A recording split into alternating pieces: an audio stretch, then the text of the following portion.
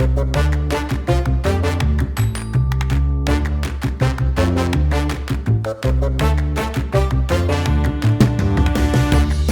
are the days of formal etiquette. So, what should you do in the maddening social situations you face every day? How long should you take to respond to that message?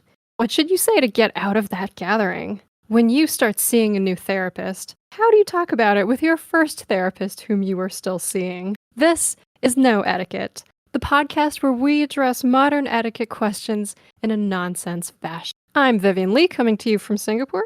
And joining me is my best friend, Sophia Bose in Ann Arbor, Michigan. Hi, Sophia. Hi, Vivian. How are you? I hate that question, Sophia, but I will tell you something that I encountered during my week. Wonderful. This is, I guess, secondhand. This is not primary source material, but Okay. I was with some friends who go to the gym, which I am realizing as someone who does not go to the gym, and you too do not go to the gym. Mhm. Beyond, No gym. you don't even go to like campus gym? No. Yeah. I stay far from gyms as far as possible, as far as can be. Have you ever been to a gym or in a gym? No, I honestly actually don't think so. I mean, Never? I mean, inside of a gym. Let me think. Come on. I've lived 32 years. Oh my goodness. No. Vivian? All right. Good. We're okay.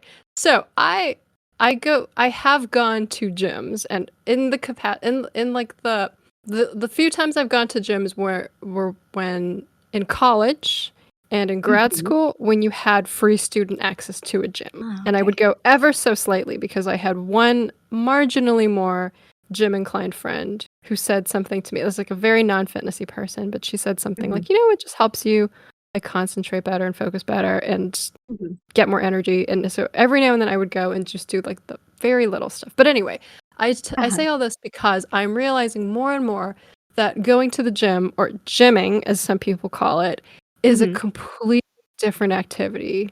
So what it was like when I went to the gym was you would walk into the gym and you would do some things by yourself in the gym. And that can be called going to the gym, but when many people say they're going to the gym, they are doing it. It is not excessive to call it a lifestyle, which is how it is being branded. In that you can take classes, you can get on a pass, so you can do different classes at different gyms. And if you really want, you can be part of a global fitness movement, such as HYROX, which I heard about for the first time this week. To me, this sounds slightly like a cult. It is very much like a cult, and I think I would even like to within learn it, they more. would say it's something like a cult. So this is just what I heard from the friend who was talking about it, as a pure outsider. I think sometimes it's good to tackle subjects from ignorance and as a complete non-insider. So here's the non-insider's view of HYROX from the outside, which seems to me also insane aquarium. So it's global, so it's a movement. It is kind of like a sporting event, like a competition, sort of like a triathlon, where you'll do a bunch of events and you're trying to beat your own best time, and maybe if you're a global HYROX athlete, you are trying to do it basically professionally. Okay. But it is just the most insane sounding exercise to me. Beyond, it would break us in half. What happens inside of it? There's running, there's climbing, there's something I learned about called wall balls, where you're doing these squats while throwing a ball against the wall. I don't understand. Wait. Sorry, I need to visualize this. You're doing a squat. Yeah, I had to look at a GIF. So you're doing a bunch of squats and throwing the ball against the wall. Oh. So you have to be like in tandem. So you're like, okay, so the ball's not just gonna like fall. Like you're gonna have to bounce. Okay, you're bouncing that ball. You're bouncing that ball against the wall, throwing. Yeah, almost like like taking a basketball shot, except that you're just throwing it at the wall. You know what I would really love? I'm sorry, I'm interrupting you. I know, but like No, please. you know what I would love? What I would love is to watch somebody who had like terrible time with the ball. And so every time they tried to squat and throw it, the ball would just like roll and like hit somebody else's ball. Like there is so much capacity for pandemonium here. There is. And you know what? It's making me think of A Wrinkle in Time, a book we sometimes discuss. When she goes to Camazotz for the first time, And there are Yes, all yes, these yes. children bouncing the balls, and there's one Oh, who that's it. can't. Yes. Oh, you know what? I don't remember the one who can't. I just remembered that they were all doing it and it was, like, in time, but there was one that Yeah. couldn't. Oh, no, there's one who can't, and the Uh-huh. mother comes out and, like, pulls the child inside very frightened, and I Yes. think you see Now the I child remember being this. punished later? Now I remember this. I remember the mother pulling the yeah, now I get it. Yes, yes, yes. Uh-huh. Ah, that's what So it sounds like if to me, this gym. if you and I were to try to do wall balls with other people, we would be that child who could not conform I and think was so, I think being, like, so. horribly punished later. Oh my goodness. But you're right, this is ripe for, like, a Mr. Bean type, like, screwball Absolutely. physical Oh, comedy this of is just, like, great. like, Mr. Bean tries HYROX or something. It was except that Yes, yeah, yes, it's just yes. it I would watch almost this. it right, it's just but anyway, I'm sure the people who actually do HYROX would take it very seriously, and everyone is doing the Camazotz thing is what I picture in my mind. Okay, okay. Part of your training because you must train Mhm, and sign up for the official HYROX event, which you pay a lot of money for to do. mhm. And the thing that was so kind of mind blowing to me as I was listening to this friend talk about it, because I'm trying to be like that, like what is the appeal here? And I can see like getting fit and improving yourself and beating your best Yeah, time. These are all good activities, and yeah, I think yeah, you and I do them in different realms, yeah, right? This is yeah. just this happens to not be ours, so it seems crazy to us. But what was so amazing to me was the way that these HYROX gyms take your money doing this. In that, like they really. Mhm. So, for example, if you sign up to do the HYROX, event or something, you can Mhm. then sign up for the exclusive HYROX classes at the gym that other members of the Um, gym cannot sign up for. They are exclusive. Sometimes at the yeah. bigger gyms, I am told, there is an exclusive Mhm. area for people who are doing the Wow, HYROX, like the water wow, station or whatever, like the chair, like the wow. lounge. So there's a So good. special section if you are doing HYROX. Ah, And the thing that was the craziest to me of all was when you do the HYROX event, they have professional medics and professional photographers on site. But you can wow. pay, you can ask your loved one to attend, but your loved one must pay. You must pay to spectate. My goodness. Wait, wait, wait, Mhm. wait. I have a quick question. So these Yeah. photographers, if you wanted a picture, they just take them for you, or like, are they just Oh, but taking you pay pictures? for it too, I think. They're taking the No. pic I think you Oh, pay this for is them also, great. like at This is Disneyland, yeah. fantastic. They created. Oh, this is great. Oh, this is great. Yeah. And so it's something you talked about once where so this is part of it's such a complex, bizarre phenomenon to me that I have expended a Mhm. lot of mental gymnastics trying to understand it better. I can But tell. one time you said something to me like there's certain goods where the value and demand goes up when the price goes up, Mhm. right? Like they Yes. charge you for that photo and Yes, that yes, yes. photo becomes more valuable to you because they have charged you for it. Mhm. Yes. I cannot You remember the know, term, but yes. yeah, or like, charging admission. It makes the event seem better, right? Because Yes. they're charging you for it, and so you gladly pay where maybe you Yes. wouldn't have otherwise. Yes, yes, Um, yes. but as I ran all through this, through my mind, it connected with a topic near and dear to my heart, which you and I have discussed at length, which is Mhm. the alligator brain. And Ah. when I thought of how all of this is an appeal to the alligator brain, it suddenly began making sense to me as someone who could not make sense Mm. normally. Yeah. Yeah, yeah, yeah. Um, I want to hear your thoughts on how it appeals to the alligator brain. Mhm. Sure. So dear listeners, I will take you back to the start of this journey in which I learned about my own alligator brain. So the phrase like lizard brain and reptile brain is pretty common, right? Mhm. But this is my discovery of my alligator brain, which I believe resides in all of us. And Mhm. this was still during COVID. This was back like in 2020 or something, and I was having insomnia, which I had not had in my life before. And Mhm. I think it was like some combination of stress and so on, Mhm. and more that I'll tell you. But I remember I was happened to go to a doctor's appointment for something else, and I mentioned it, and he said something like, some people go for a walk in the morning, Uh-huh. Mhm. and I was like, that's true. You get some sunlight, you get some exercise, Yeah. you're a little more physically tired, Yeah. and so I was like, okay, I was like at my wit's end. I who had very only begrudgingly exercised up to that point. So I was desperate enough to try it. So I found myself like waking up early because it's so hot here Mhm. early in the morning, at like 7 Mhm. a.m., I was out in the park Uh-huh. jogging and like crying a little because I hadn't slept, Oh. in days. I was just so miserable. I was like crying and jogging and Oh. just forcing myself to do it really. Uh-huh. And it worked. After that, I started sleeping again, and I realized, Really? like, it is that you have to tire your body out a little bit because it was COVID, so I was Mhm. just in, I was, Yeah. you're not moving around a lot. You're not getting sun. You're not, your Yeah. melatonin is not going Mhm. correctly. Mhm. But what was confusing to me was I had been exercising. I had been doing indoor exercising, and I had been Mhm. doing like a lot of yoga, and I Mhm. realized like all of this like like mindfulness, which is, it Mhm. has its place, but I was doing so much of this and being like, why, I just can't. It's not helping. Mm. Yeah. Realize, Yeah. oh, it is because the part of your body and brain that is like your fight or flight center is Mhm. not looking towards. It Ah. cannot be calmed by mindfulness. Maybe some people can. Maybe it helps to some degree, Yeah. certainly. This is not Yeah. in any way to knock on Okay. mindfulness Yeah. Yeah. and meditation. But if there's a part of you that just needs to fight or flight, that is Mhm. what you must do to speak to this part of you. I think that's very profound, actually, And this is your because I alligator. ah, your alligator brain and cannot be appeased by, Mhm. the mindfulness. It needs a Yeah. physical, like, there's a physical component to it. Yeah.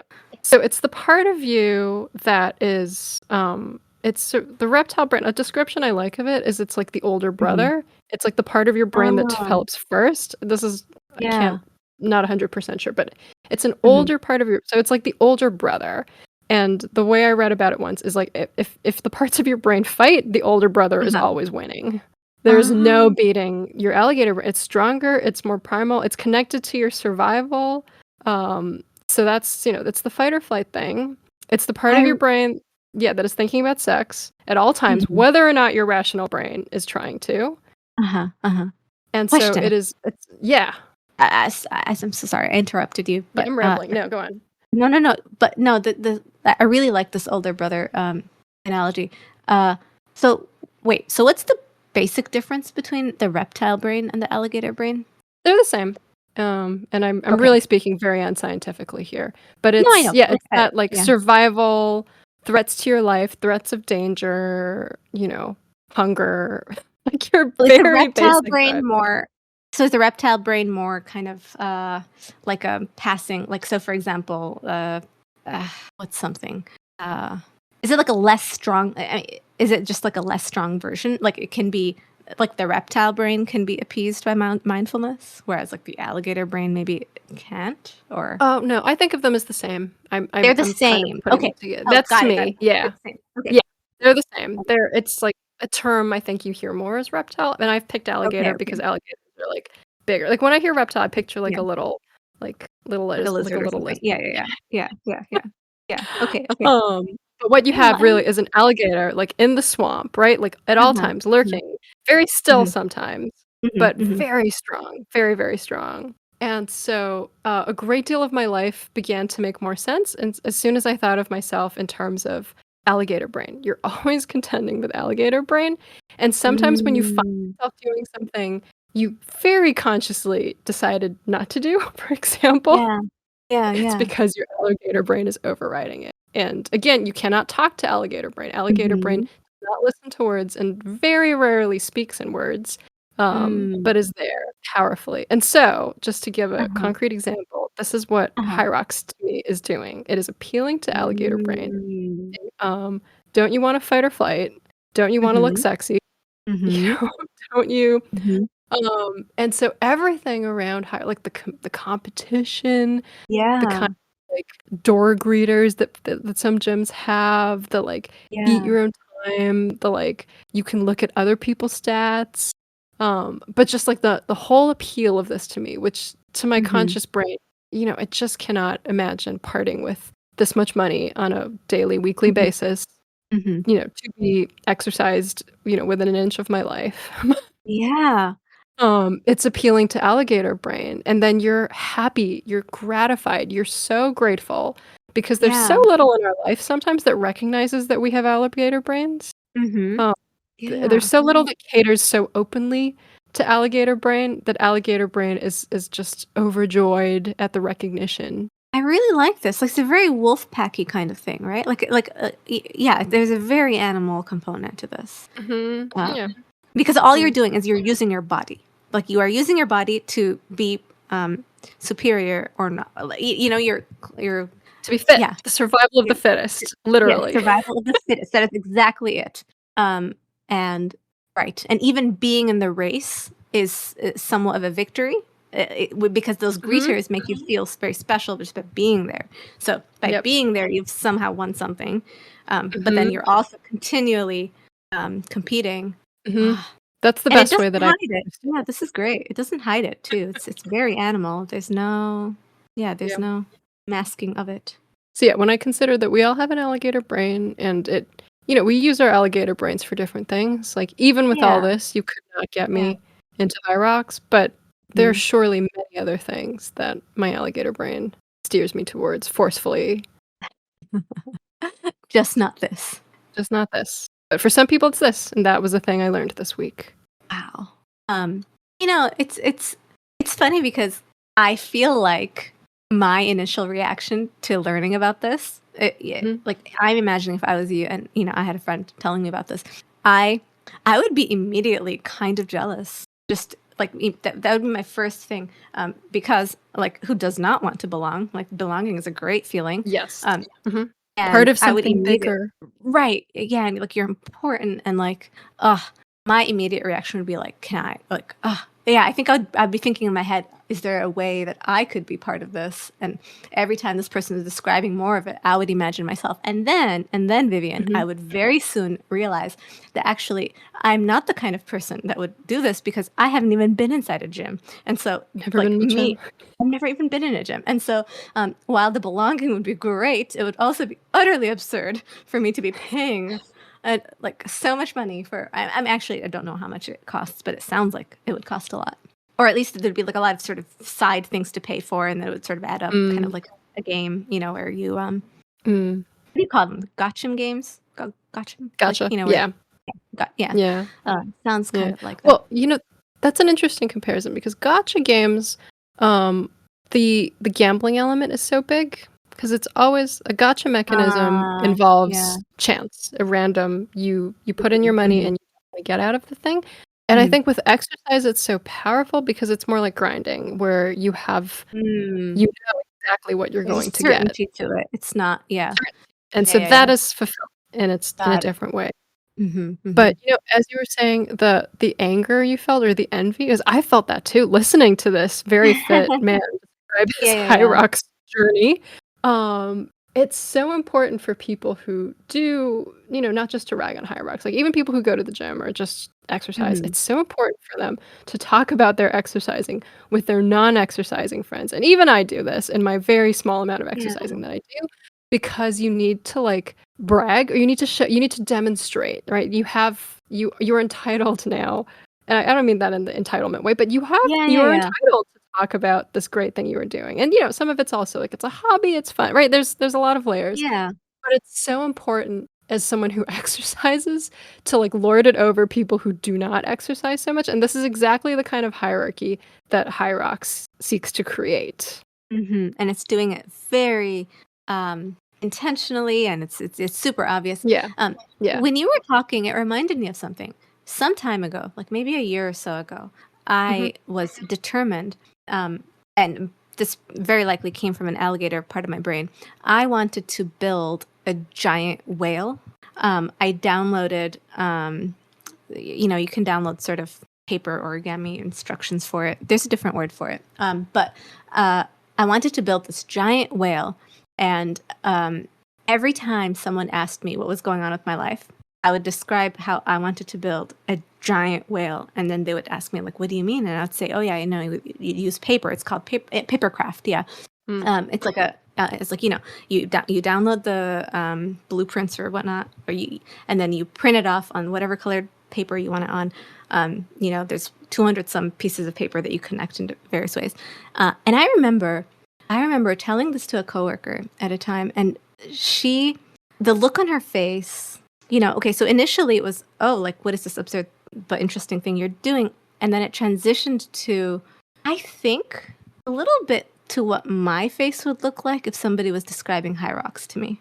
So, like, there's element of when somebody is this interested in something, like any hobby, right?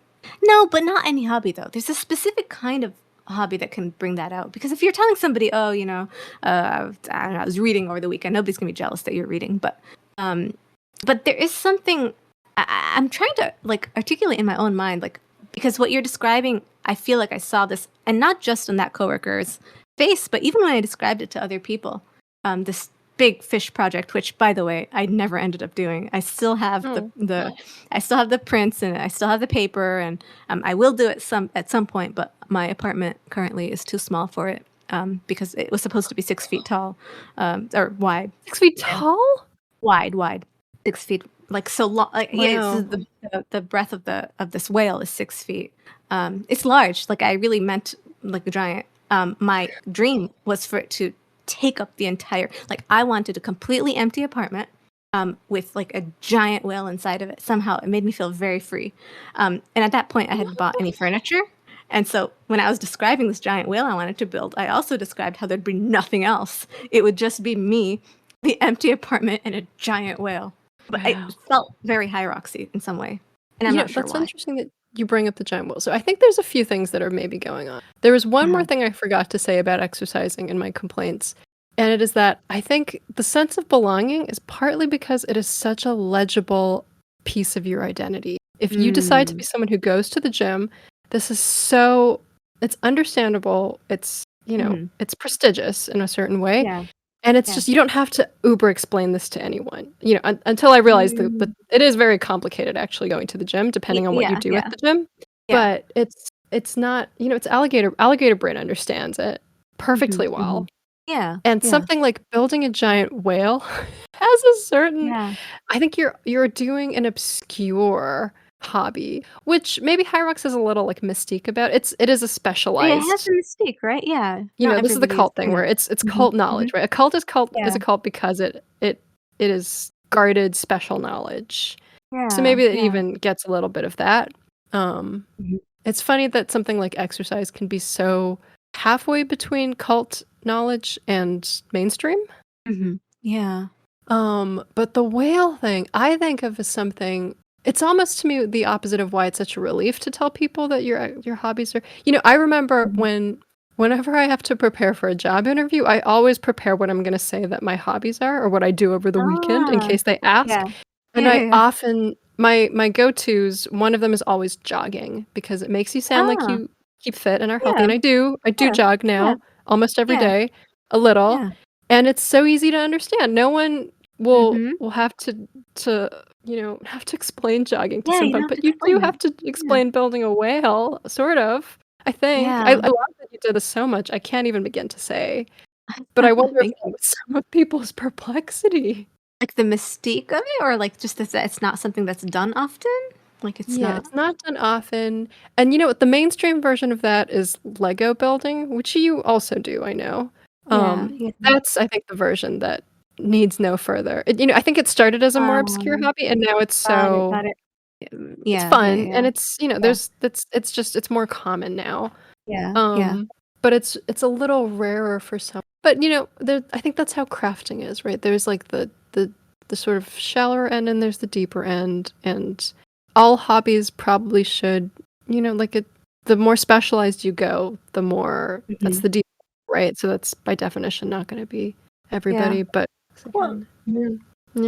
it's just that I think the way I connected it is that when you described how you felt, it's what I felt people were feeling when I would describe it to them.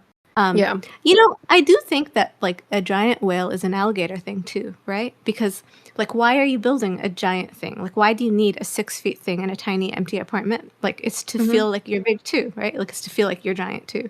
It's like a power thing. A security thing and a power thing. To feel like you have this like thing. Is it like you have like a guardian whale?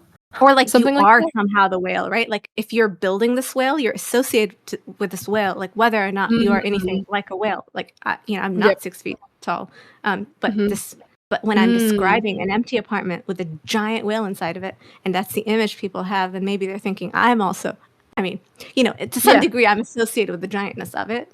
Yeah. Okay, you're right. That is the alligator brain Right? connection. Like And yeah. And I bet you weren't conscious of that, right? No, but I took so much joy in explaining how giant it is that's probably precisely where the alligator brain comes Yep. in, right? Like I'm trying to Yep. lord my Mhm. hugeness in the most basic way. This is like, oh my gosh. Okay, I completely understand now. That is why the Yep. expression. I get it. You're right. You're right. And I'm so proud that I wouldn't, this is very low on the list of activities that I would say, oh yes, that is an alligator brain motivated driven pursuit. But you're right. Mhm. That is the alligator brain way. Vivian, this was You know, fascinating. Yeah. What were it's you saying? fascinating. And I had heard about this whale before, but not, we had not Not to explored. this degree. I had not Not told you to how this degree. large it must be. Okay. Yeah, no, you had not. But a side thing is, and I'm conscious of this as I talk about going to the gym, but how, the colloquial phrase is don't yuck on someone's yum. But how, I have not yeah. heard this, but I love it. Oh, really? Yeah, I love it though. It's great. It's It's like, fantastic. yeah, it's okay. Say someone else does this hobby, or does a thing that you just don't agree with or don't like or whatever. Mhm. And, how much do you disparage it or look down on it or, sneer at it just because it's something that you yourself don't do? I feel like this is a way that people perceive a lot of like nerdy hobbies, right? Like if you tell Yes. somebody that you're into like Warhammer, for example, I think the immediate reaction is, oh, you must be, Yeah. I don't know. There's certainly some hobbies that lend themselves to bullying. So Yeah, Warhammer, poetry, right? Like Oh, really? it's I didn't know that poetry did that. so. Poetry, okay, it has some amount of it's getting some social cachet now with Gen Z being into like little like Ruby Code and Okay. stuff. And Yeah. poetry is poetry will rise and fall. But it is Yeah. I remember once reading this Sharon Olds interview Uh-huh. where gosh, the interviewer, and this is probably someone who was, maybe at least a reporter, if not a poet themselves. I can't remember. But said the most insulting thing that was something like, if not for poetry, wouldn't 13-year-olds have to go out and make friends? Oh my To lord. Sharon Olds. Really? And Sharon Olds, you could tell it was like taken aback. Like she said something that put this person in their place a little. Like I don't think that's the only function of poetry or something. Like I don't think that has anything to say about someone making friends. She addressed it, but I could tell she was just like shocked that someone said this to her, of your own expertise. That's why poetry came to mind quickly. Oh wow. Um, Okay. just bald insult to the practitioner of it. Yeah, there's I'm trying to think. Yeah, that was very aggressive. That wasn't even passive aggressive. I would say that was aggressive. But yeah, there's people's hobbies. So I think I feel myself doing this at HYROX in a way to compensate because I feel like people who go to the gym are so powerful and no one makes fun of them. People do a little, but I feel like I'm balance the scale or something. But it's also like that's not, why make fun of someone for something they like to do? What a low to make fun of someone for something they love doing. Yeah.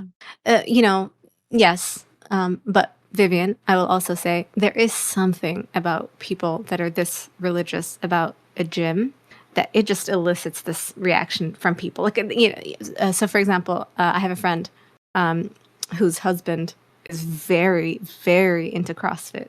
And every time she mentions it, there is something in her expression that it's almost like this is not the right word, but it's almost like this sneer, like, oh, like, yeah, he's going to do a CrossFit now.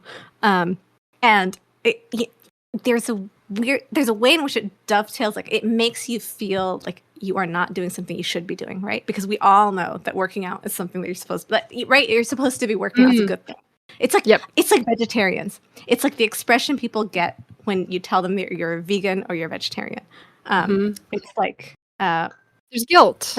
There's this, yes, and I think the guilt compounds. Like there's an alligator brain reaction to this alligator brain activity.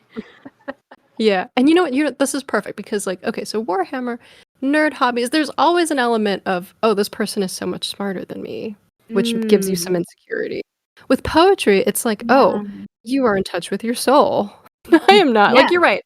Making fun of it does come from a place of insecurity because you feel that you have been shown up as wanting in this Yeah, area like, that this this is a person desirable gravitates thing? towards. Yes, Yep, exactly. that you yourself don't do. Yeah. Yeah. Why we Mm. make fun of people who go to the gym, you and I, because we don't know the first thing about it. And Because I have never been inside of one. This is insane. mm. I think I should just go inside of one just for fun, for research this weekend. I may, just so that the next time we record, I can say, "Well, Vivian, I have been to a gym," and then you'll feel jealous of me for having gone inside a gym. I'll say something really putting down, You'll like, you'll yeah. you'll put me down, and because I will, of course, like describe this gym in superlatives. Like, it's not just any gym; it's like the best gym in the whole world somehow. Yes. But yeah, okay, last thing I'll say about this is that the gym is like, you use the word religious because it is like it's like a space, right? It's like a it's on the one hand like full of like sweaty mats, but it also is like a little temple of fitness and Yeah. that Yeah. only select people go to and like, yeah, not just So There all of is a that. reverence for it. Yeah, there's a reverence Mhm, for it that people that are mhm, part of it mhm, understand. Yeah, yeah. mhm. Do people in your life go to the gym? People in my life go to the gym. Apparently so. So I work with a lot of what would you call this? Individuals who are in healthcare. And Having I almost think like a conversation in a second language or something like that. Like, when you're learning a language and it's like, "Will you go to the gym at 2 o'clock?" Why, yes, I will yes. go with individuals who go to the gym. Yes, yes, yes. And like, so for example, like they'll even in their professional calendars, they'll have like gym blocked off. So like you can Mhm, see specifically when they're going to the gym. mhm. And it's just a part of the, oh my goodness, we get paid to go to, you know what? I forgot about this. Yes. So there's an incentive. So if you sign up for like a gym or some sort of like health thing, you get $75. It's like, not, it's like, a tiny amount, but it's still, you still feel you're rewarded for it for Mhm, mhm. yeah. So they're rewarded for going to the gym, or working out or something. Mhm. Are they also bragging about it? Is this in your workplace culture? Well, I think that this is a very fitting segue into our etiquette question, which Mm. is I was in a meeting earlier this week, a Zoom call meeting, and 5 of the participants, there were about 20 participants, 5 of them, I'm not sure what the percentage is there, really quickly. 25. 25% of that call was on a treadmill. Oh. And yes, we were in the call, we're having a meeting, and 5 people with their cameras on were on a treadmill the entire time. It was an hour-long meeting. They were there the entire time. Hour-long And meeting. hour-long meeting. And my question for you, Vivian, is I thought that was remarkably rude. Ooh. But I also don't know if that was just me. Like, is there an etiquette?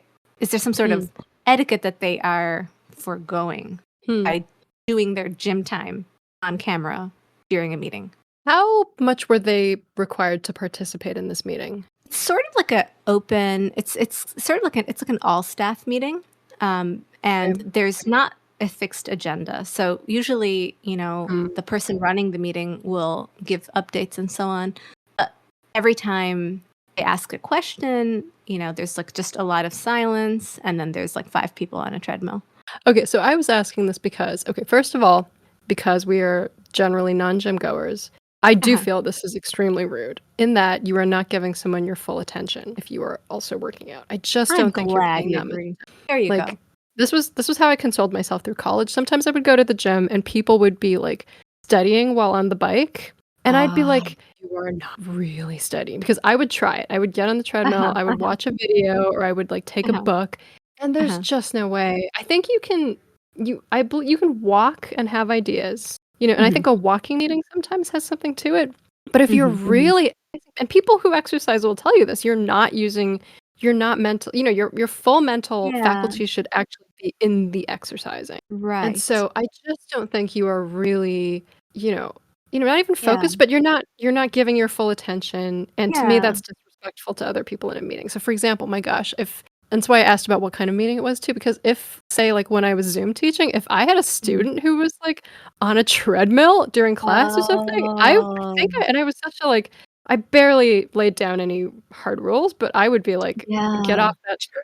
Like, not in my class Yeah, while yeah, we are yeah. doing this thing. Oh, wow. Um, but I think what made me ask, what kind of participation was required was I Mhm, sympathize because if you have to be in a lot of Zoom meetings, if some of them are mhm, pointless, if you have mhm, to be there, but you are barely, mhm, mhm. you could have gotten this in an email or something, right? Like so many kinds of meetings. Uh-huh. I would personally maybe be doing something else, but I would do something that would not be visible to other people. So I would like clear Yeah. my email, I would do something where if I had to put Mhm, my camera on, I would mhm. at least look like I was there fully. Yeah, But I think yeah. being on a treadmill openly on camera is a sign Mhm. it's a bragging sign. You just need to show off that you're working out and doing so much more than everyone else who is merely paying attention to this meeting. That's what I I think think the rudeness is. I think that's a really good point, actually. Um, yeah, 'cause the degree of rudeness would increase if it was a smaller meeting, right? Like, I think yeah, I think with a larger meeting, um but, Vivian, this makes me feel like, okay, if this is the kind it's an open acknowledgement that this is a meeting that could have been an email, Mm, and whoever is running this meeting is getting this message from this person, right? Because there's no way that in an important meeting that you would be on a treadmill, like, there's no way, that's what I think. right? Okay. Yeah. So you're right. Maybe it could be deliberate. You're right, where they're kind of trying to, in a passive aggressive way, say, "This is such a poor use of my time that I will Yeah, be on my yeah. bike doing this just to let you know." Mm. Yeah, that's what I think. I feel like that answers my I think that answers my question. Yeah. Mm. Even when you hear about people exercising together, like I'm always a little sometimes people will jog past me and they're jogging faster than me and they're having a conversation. But I'm like, Mhm. are you really? Like it's always it has to be a superficial conversation. Yeah, and superficial in the sense of like you're just trading facts or something. You're not really doing deep brain or emotional catching up. If you just need to trade Mhm. information and happen to Mhm. be exercising, maybe that's possible. But Mhm. Mhm. I'm skeptical of more than that. I would agree with you more emphatically, except given I am somebody who really is not physically active, I really don't know what my limits would be. Like, I don't know whether whilst I'm jogging, if I can, hold a deep conversation. Like, I may Mm, not. I don't mm. know. Just like I've There's never one way been to a fan find of the out. gym. Well, I Yeah. guess I would have to find somebody to jog with. That would require me to jog, Vivian. What is this? I've spent a lot of my life, like, not doing this activity. So, Avoiding this very thing. yeah, Yeah. Well, so avoiding. you will not be joining the treadmill/Peloton ranks of your colleagues in such meetings? No, no, I won't. Yeah. Mm-mm, mm-mm. Okay, I didn't ask your opinion. In such a meeting, would you clear your inbox like me? Would you do something? Would you Oh, etiquette I mean, this in some absolutely, 100%. I turn my camera off and then I just do whatever. Mm. I'm no better than these treadmill people. The difference is that I don't have my video on. Like, I think Mm. that is the difference. But you know what? This is an interesting thing because by keeping their video on, they're actually doing something that is good etiquette, right? Because like in a meeting when there's Mm. somebody and yeah, everybody's just with their video off, at least you have it Yeah. on. You Yeah. can tell the degree of attention that they have Mhm. versus somebody who has it off and is doing the Yeah. dishes like I do. Yeah. Yeah. No, it is more it's giving it's a it is a being present thing weirdly to have the camera on. So maybe Yeah. Yeah. maybe to them this is their compromise. Yeah. Okay. All right. I'm coming around on this. So, maybe, yeah, I think maybe I'm a little bit less infuriated by this. Hmm. I'm perfectly as infuriated as I was before. If I were trying to have some sort of serious conversation with somebody, or Uh-huh. if I were the one speaking, I would feel kind of insulted or irritated if someone were at the same time. I think I would. Yeah. Um, yeah, you're right. Like, I think I would too, despite them making themselves available on camera whilst doing so. Hmm. Is there anything else while we're here? Anything else you've seen that's extremely no etiquette in a video call? I remember one time having a conversation with someone. I can't remember if I was working directly for this person or not. Um, uh, this was like right when COVID began and Zoom was like a new thing. And I Mm, think that people were still kind of figuring out what the etiquette was around video mhm, calls. Um, and I remember she really hated it when people ate Mm, while in a meeting. Really mm, hated it. And I remember her telling me about this like quite vehemently. She was like, "Why are people like this is so rude? Like who would eat, during like another kind of meeting?" But then this goes back to your point, Vivian, about like being in sort of back-to-back meetings all day. If you are in mm, back-to-back meetings all day, which people find acceptable to do because of the mhm, Zoom world, mm, like you can go like I've worked with people who have gone 6 hours back to back. So mhm. you would have to eat or go to the bathroom, right? Which they call bio breaks, which I hate. Um, They call them bio breaks. they call them bio breaks. I remember the first time I heard that, I wanted to throw up a little bit. But yes, they call them bio breaks. So yeah, so she was really, really upset about people eating. But then somebody else pointed out, well, what do you just not eat then? Because if you're in back to back meetings, I think the solution was you turn off your video because at least if you're doing it, then you don't Uh, like you're not people can't mm, see you do it, and so they can mm. assume that you're not eating. That's the only other I thing I don't can think even, of. yeah.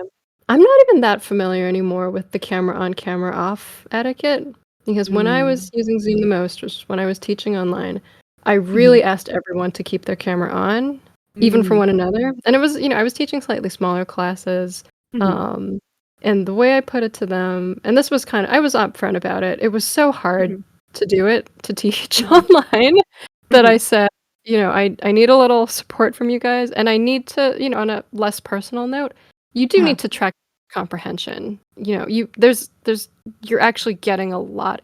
I would say if you're the kind of person who's holding meetings without looking at the faces of people, you're Mhm. not really reading the room right. You're missing things. I don't know. Right. It seemed actually very important to me. And so and they were great students about it. They really did. Every now and then I had very few people lie about their camera being broken or something as a reason why they could. Mm. And one of my great, if I can just boast, Yeah. but one of my Yeah. great felt like triumphs of online teaching was I had a student who said she was very, very anxious and had some Mhm. kind of bad experience in a previous class and asked not to turn her camera on. And I made an exception for her because she seemed Uh-huh. so anxious about this and was great in Mhm. other aspects of work and would still Yeah. participate over Yeah. voice. And I Yeah. thought, okay, this is fine. Yeah. And at the end of our classes, I Mhm. can't remember how it came up. I think because I had mentioned Dungeons and Dragons before, but a student asked, "How do I find a D&D group?" And Um, class was over. This was just a yeah. social. Yeah. And Yeah. a couple of them who played offered to stay Uh-huh. back. And so we had like Uh-huh. a smaller Zoom that was just people who talked about how to find a group. And that That is student turned lovely. on. She turned her No. camera on Oh, that is one of wonderful. the few times I saw her face. I think she would turn it on when it was just the two of us for office hours. So there were certain scenarios where she felt more safe doing it. But like that was the first time she turned on her camera for her classmates, I think. And to me that was like it was a way to be more present, right? That is such a triumph of Vulnerable. teaching. I'm so It proud of you, Vivian. They did it themselves, like they that was them. It really was. So I think I've always thought of putting your camera on, unless again it's a very large meeting and it doesn't matter that much. But I think that's kind of changed, and some people are more okay with it. If it's just we're all in our pajamas and it's just you and me. We just put the video off. I don't know. I think I I'm a have a little behind. question. Yeah. So this is sort of related to the teaching. So where I work at a university. I Hmm. remember that when the professors tried to make turning the camera on for the lectures, and these are small lectures, to say 15 people, um, Okay. they tried to make it a rule that you have to have the camera on. There was pretty significant backlash, and Huh. they grounded the argument in like an equity issue. Like they felt that it would, if somebody was not comfortable with their environment, being exposed to their classmates, if somebody didn't Mm, have privacy, if they didn't have, like a lot mm. of people, like may not have their own room, Yeah. especially during the pandemic, Yeah. like their beds would be showing, for example, and this is like Mhm. really earlier on before you had sort of like the background changing and so on, like Yeah. where people were Hmm. not familiar with it or something. So I remember Mm. it became a pretty significant equity issue, and then Mm.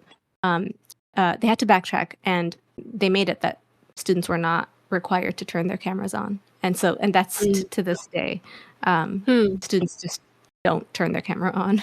Hmm. Yeah. What about in like work settings though? Is it still kind of In work settings, that was never a problem. Like nobody would ever, nobody complained about an equity issue. I mean, there's people that would take meetings from their bedroom, and I Mhm. remember at one point some faculty person complained that, oh, like it's so rude to take meetings from your bedroom, and then another faculty person was like, well, if this is the only room that they can have while they're, you know, Yeah. what other choice do they have? And I remember like the person who said it was really rude had to sort of, Mm. concede. But yeah, I think it's not happened so much for, staff or faculty. It was more of a student thing. Mm. No. Interesting. We all had to sort of just leap into it in COVID, and it'll be funny to Yeah. see the norms change Yeah. as it gets Yeah. more or less common. It's hard to say. Yeah, it's hard to say, right? Because like things are transitioning back to in person. Yeah. But there's all these hybrid meetings. That's the thing now. Yeah. But I do, and I haven't thought about it so long, but I remember trying to look up and teach video etiquette a little bit, I think. Because Oh. I don't know, I remember looking up some tips, because I remember specifically telling students if you're finding anxious or overwhelming, you can turn off your self view camera, which I still do Yeah. sometimes. Yeah. Things Yeah. like that. Mhm. Yeah, more of survival tips than etiquette issues, but I think this is just another area in our modern times where there's so much etiquette surrounding a situation and there's not a lot of clear guidelines. I think Mm. when you can find like professional, you know what I had? You know what I had? I had done a little bit of video interviewing back in college for like Mhm. fellowship. And so I Mhm. remember having like looked up some tips and stuff. So I think I had like Mm. a very small exposure to like the etiquette guidelines of it. And it's such basic Um, stuff, yeah, sit in a yeah, well-lit room, yeah, look in the camera lens. yeah. But Yeah. non-obvious, I think if you're just so continue to see how it changes. I think a last memory I have of our discussions of video calls was I think you mentioned having some colleague who would put their camera on and put up like a background filter of like a beach and then just never be there themselves. Oh my gosh, Vivian, I remember this. She still does this, by the way. This is Yes, my so it's favorite like story. yeah, she still does this. Has it on, but it's like a beach, and her face is not in there. It's like an Yep, animated beach, but her face is nowhere to be seen. that's a power move. That is such a power move. Oh my goodness. I'm glad you Well, remember anyway, this. Funny, I funny I memory. always it's one of my favorite camera on, camera off stories. Just what a way. What a way. Well, we have a listener question that's on a different topic. So, nice variety that we have today. This comes to us from Joanna from Austin, Texas. And Mhm. she Hi, asks, Joanna. Hi, Joanna. Do you know etiquette? Is it rude to talk during a movie or a show or a theater performance? Well, Vivian, my very first response to this is, well, yes, it is. Isn't it the fundamental golden rule of a movie theater that you do not talk? Yes and no, I What? think. Wait, Well, there's okay. uh-huh. Okay, so I think yes, in that it disturbs other people's experience, certainly. Mhm. Mhm. No, in that it's sort of like it's a thing of a shared activity, and it can be a very close relational thing to whisper a Mhm. little to somebody in a thing, but not to the point where it disturbs other people. I think to me that's kind of Mm. it. Like, and it's not just talking, like I remember reading this funny story in some interview with the actress Patti LuPone, Mhm. whom you do not know, but was the lead, I think created the role of Fantine in Les Miserables, which you still have not Uh-huh. seen. No, I have not, no. That may be the best known Patti LuPone role. Uh-huh. But it was just this funny interview where she's been in theater her whole life. She's such a like great dame of theater. Mhm. And she Mhm. just mentioned being she wasn't performing, she was in the audience of something. Uh-huh. And somebody was, like, unwrapping, like, a mint or something and Mhm. trying to do it quietly, but just spending so long loudly unwrapping this candy, and I think she turned around and said something cutting to this person. Wow. Um, But I'm thinking of it as like, it is bothersome to have someone make noise, especially in a live performance, right? Where you're trying to Mhm, watch something and they're doing something noisy, mhm, and it can be people always. I've very rarely heard a polite shushing, but mhm. it is I think socially acceptable and kind of I'm grateful when someone else does it. And Ah, Anna, before we talk more about like is it rude or not, uh-huh. I feel this way about people looking at their phone in a dark theater when the light from their phone Ah, is so bright. I'm kind of yeah. photosensitive, but I find that almost just disruptive as talking. Um, okay, I okay. I want to ask you if Mhm. this is the same level of disruptiveness. Mm. People that eat popcorn during a movie. I understand that theaters are built for one to eat popcorn inside of it, but like it's crunchy and it's loud and it's constant. Mhm. I don't find Yeah. it to be a very polite thing. I find it to be Oh. similar to the screen. What are your thoughts? Hmm. If it's loud enough that I'm noticing it, I would count it as about as disruptive. And I feel you right. It's not illegal to eat. I enjoy some popcorn in a Right. movie theater. If someone has like nachos or something, just like something Mhm. really crunchy and loud. But Yeah. I'm not super disturbed by eating sound. Like they're okay with like Mm. it's loud, but I'm not there's no extra layer Yeah. of it. I think that Yeah, yeah, can yeah. be kind of Yeah. more irritating. Well, one of my Um favorite memories with you, Vivian, is eating sandwiches while we were watching John Wick. So, yeah. s I'm sure we were discreet about it. and there weren't very many people in the theater, and we were. There weren't There were not crunchy It was like a sandwiches by any Wednesday means. morning. I think it was like goat cheese inside of it and raisins or Mhm. something. It was delicious. They were goat cheese, cranberry, Arugula. I think arugula, yeah. Oh, They were great. They were great they were sandwiches. Yeah, but great. they weren't crunchy, right? I made a silent snack so we could eat You did. this With in the silent. movie theater. This is making me remember I was watching a school production once, and this is the Uh-huh. worst thing I've seen someone do in a movie theater. This girl Mhm. started painting her nails. No, come Yeah, on. not a movie theater, a No. live theater. It was like a performance. This girl started painting her nails, and it was amazing. She was doing quite a good job, I think, but she was not even Wow. watching the show. But it was so strong smelling. So Oh my I think goodness. where we're arriving at is something, if you Uh-huh. are doing something that is taking someone out of their uninterrupted experience of the Uh-huh. performance, Yeah. it's kind of rude and aggravating. And the default should be you don't want to do this to other people. But Okay. at the same time, and again, if there's situations where it's okay to whisper somebody or something, Mhm. say laughter. Mhm. Like, I think it's kind of nice to hear people laughing. And I'm thinking, actually both kinds, movie theater, live show. I Um, think laughter is great. I think it's the most acceptable noise that you can make, mhm, right? Because yeah. it is, yeah. Usually laughter is shared. Usually people are laughing. Uh, but is it bad etiquette to laugh at the wrong kind of thing really loudly in a theater? I still enjoy it though, because Yeah, that's I true. think it adds a little like charm to something. I I think think so. I've almost never found a time when someone's laughter was intrusive, if it was just Mm, laughter. I agree with you. Um, Laughter has never been yeah, intrusive. Yeah. it's kind of enjoyable, I think. I think so. Um, It's part of the experience. It's part of the experience that I enjoy. mhm, Yeah. yeah, I think that's right. Like like But audible yeah, gasps, for example, right? Like if there's like a audible plot gasps. twist. Yeah, that's Yeah, kind of fun. Yeah, it's a good one. I I watched The Mousetrap by Agatha Christie, and I did scream a Oh. little bit in one part as I'm easily startled, but so did other people, and I think that Uh-huh. I would say that added to people's experience, I would say right? so. That sounds like it does.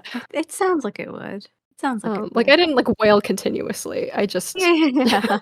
was quite startled at one moment, and I think that's kind of and I can think of one more time when I went to see Everything Everywhere All at Once, Uh-huh. and, you've seen that, right? I've It's seen it. mostly a I comedy. love that You movie. haven't seen it? I have seen it. I love it. It's one of my Okay, favorite okay. movies. That's Yeah, right. yeah. I thought we discussed it. Yeah, but, Mhm. first it was one of the times I've most felt an audience feeling the movie, Ah. especially even even, but, like, the family dynamics were so keenly felt by people, like, I think I Mhm. heard people crying a little, and then, of Aw. course, like, laughing so much at, Yeah. Yeah. the Yeah. movie, but I remember, there was a part, where there's, like, one of the fights, and these girls in the row with me, and I enjoyed it, but they were just going, Yeah. "Oh my oh god," and Uh-huh. it was the fight with it was oh my gosh, not even the fight, and there might have been even more than one with the no, Mhm. there were like a lot of dildos in the movie, and there was one part where they Yeah. were fighting with the dildos and like the Uh-huh. awards, I think. And the Oh, girls yeah, were yeah, yeah. just, the girl maybe like early 20s or so, but one of them was Yeah. going, "Oh my god, a dildo, a dildo!" She was just losing it. And she wasn't even trying to, like make a scene of herself. She just couldn't Uh-huh. contain it. But it was great. Oh my It god. was just funny. It was part of the experience. So like that was, and this is not her talking to her friend. I think it's more annoying when you're listening to a conversation, not just Yeah. like exclamations, but a Yeah, full yeah, yeah. conversation between people. Yeah. But okay, this is why I kind of was like, maybe yes, maybe no, in that I think there's a space for like short, intimacy of conversations in a setting, right? Hopefully not too much while the thing is going on. Mhm. But like I can think of sometimes in like church or something where people will whisper something. Mhm. I do find it very strange when people want to have quite a conversation via whisper in the middle of something. Then I Yeah, yeah, find it yeah. a little rude not to whisper back. And usually I'll try and just like shut it down, be like, yeah, let's talk about this Yeah. later. Yeah, yeah. But I don't know. I think some people it increases their enjoyment. For some people it helps their participation. Mhm. And Mhm. then it's different, say if you're just, watching TV at home or something. That's totally different as you're not bothering other people. But even then, some people really hate it when people talk during the movie. Yeah, yeah, yeah, yeah. Um, I like your perspective on this because it is a way to feel engaged with what you're doing. And, Hmm. there's no real harm if you're not very loud. Like, if it's not sort of an ongoing conversation, but if you're just noticing something and you tell your partner about it, and, there's a way to acknowledge the thing. And, yeah, I think there's a way to do it that's not rude. I That's agree my with you. feelings. I agree with you.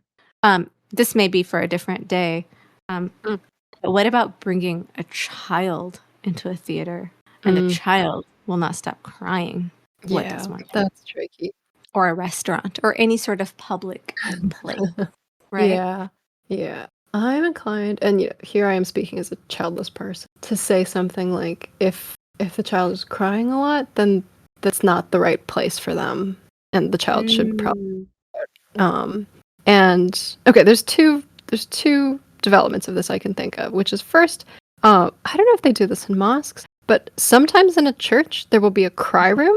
Do you know the cry room? Have you heard of No, this? but that's fantastic. I have never They'll heard of put a a cry room. special room, near the back of the church, usually, sort of Uh-huh. at the hall, and Uh-huh. like and it's always like the mom, right? But the someone will Yeah. take the child to that room if they're crying, and then come Yeah. back in Yeah. or something. So it's sort of like a halfway point. Mm-hmm. Um, there was a cry room I really liked it in one church where they made it really cute. Like there were rocking chairs. Oh. Sometimes it's just like a bald room with chairs in it, but Yeah. it was a Yeah. comfortable, cozy room that the kids could be happy in. And this one was a little further away from the main church hall. And so what they did was they broadcast the church service on a Ah. television in the room. So it was a little different from your just like pop in, pop Yeah. out cry room. Yeah. Yeah. But then on the flip side, there's like, does this isolate people further and kind of communicate that we don't want you and your crying child, you're part of our, only come back when you can behave yourself. So I think we're basically arriving at the verdict that noisy, disruptive things are kind of no etiquette to other people in a performance setting. I would Are there agree. any, yeah, are there any nonsense mischief times when it is appropriate to do so? Mm. Mm, okay, I don't know if well, I'll present a scenario to you. I remember one time, I was at a production of something. I don't remember what, and the person in front of me had their coat like draped so far across, like Mm, just the way that they draped their coat, it was like touching not my knees, but it was like touching the knees of the person I was sitting with. mhm, And it really bugged them, like, to have, like, the coat, like, mm, somebody else's thing touching them, and they were mm, really upset about it. And I remember thinking, like, this is a scenario where, like, what do you do, right? Like, you can poke the person, but like, I would want to respond to this scenario with a mischief way somehow. mhm. Just because it's such a mild irritant, but it's also, like, quite real. So, what would be your mischief solution to this? There's a brief scene in a novel, um, where someone burns someone's jacket with their cigarette. Oh my You gosh. really this is in Pattern Recognition Oh, by this is William Gibson. perfect. It's a really awful move because this is, like, somebody's, like, vintage jacket, Oh, and it's, that like, is not acrylic fun. it's, like I think it's some kind of, Yeah, like, yeah. plasticky fabric, so the cigarette Oof. burn, like, melts a Oh hole in it. gosh. Yeah, oh my goodness. That's really, I mean, I mean, that's just devastating. That's, like, actual, like, damage. It's yeah, very that's hard to I think it goes back to, like, the shushing thing where it's something when you it's one of those things you feel like something so rude has been done to you that you just knee-jerk do something kinda rude back, right? It's very hard to find a charming, polite way to I just thought of push back. something. Oh, yeah. If they have long hair, could you just, like, tug at their hair every now and then? Like, that's Like, terrible, cut no. some of it off or something? Yeah, yeah. Maybe Or there's do you something take here your you can own rub coat? yourself. Yeah, yeah. Yeah, I'm having a hard time with something here. It just seems like something one does not want to stand for. Yeah, when does yeah, I mean, the other thing I can think of is, like, depending on what the seat looks like Mhm. and how long your legs are, like, if you could like, if there's a way that you could, like, kick like, if you could that might Yeah. be a mistake, but I don't know. This feels very aggressive. Yeah, it's pretty aggressive. Like, one more thing I could think of. This has nothing to do with someone being disruptive, but I had 2 roommates for a while, and then one of them moved out, and we were Uh-huh. a little ticked off at her because she didn't take all her food with her, and she had kind of been like, "Oh, you Mm. guys can eat it," but it was Uh-huh. also her clearing out her food. Uh-huh. Uh-huh. And, and I think in the end I did eat most of it and then I threw some out, but it was, it was not all perfectly wanted food, so we were a little annoyed with Yeah. her. Yeah. Yeah. But we Yeah. found this package of, like, some kind of jerky that she'd left, and she Uh-huh. loved this jerky. She would not have left this jerky. Ooh. If she had known. And yeah, Uh-huh. and so we got on our, like, weekly Dungeons& and Dragons type call, and she was still with Uh-huh. us, and Uh-huh. my other roommate and I just sat on our couch and ate this jerky in front of her as obviously as we could, and it did upset her. You can tell Oh, I on her love this. face. That is such mischief. Oh my Yeah. goodness. That's So a I think what perfect we're way to looking do for is this. some way to like, to slightly punish or something, like, Mhm. to to have a little bit of vengeance, but also in a way that you're not extra disturbing it. I don't know. It's very hard to do in a darkened Yeah, it's theater kind of hard. Yeah. Yeah. because you don't wanna contribute to the general like, to the already Whatever it is existing there, disruptive yeah, yeah, situation. yeah. Yeah. Yeah. Maybe You there wanna just isn't a mystic way for this particular case. yeah, I think we'll come out of it. Short of, like, I think I must have seen, it's some kind of you've seen those cartoons where, like, someone presses a button and someone gets, like, rocket ejected from their seat? Oh my gosh, that is funny. That is so Something like funny. that. Yeah. That's all I got. So, Joanna from Austin, Texas. Sorry we were not too much help to you there. We do feel that it is rude. If you are one of those people, please refrain. Talking and things. Lastly, maybe what is so pressing to your enjoyment of thing that you can't hold your conversation till you get out, right? That's what, like, talking in the foyer is for. That's what the intermission is for. Well, I can think of something. If you're Oh, living with somebody and there's a potential of them not having turned off the oven, you could be like, "Did you turn off the oven?" ah, And then, yeah, like, right? It's a fire safety thing. yeah, yeah, an emergency situation. That's you can speak, but, There. Yeah. but Well, with that, Vivian, yeah. Thank you for that question. Listeners, please send us your questions at noetiquettepodcast@gmail.com. Thank you so much for joining us. We will see you next time here on No Etiquette. And until then, it is good etiquette to try to hide your disdain and have some curiosity for someone else's strange hobby. Maybe you will learn something about your own strangeness. good night.